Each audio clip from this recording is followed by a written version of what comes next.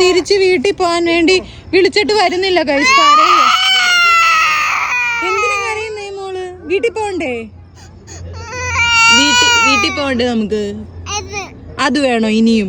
നമ്മൾ ഇത്രയും നേരം കാറിലൊക്കെ കേറില്ല, നമുക്കിനി വീട്ടിൽ പോവാം. വീട്ടിൽ പോവാൻ പൊന്നെ. എന്തെങ്കിലും മേടിച്ചു, ജ്യൂസ് എന്തെങ്കിലും. മോനിസേ നമുക്ക് വീട്ടിൽ പോവാം. വീട്ടിൽ പോട്ടെ. ഇതേ പപ്പായും ഷാനു മാമിച്ചി ഏതാണ്ട് മേടിക്കുന്നു.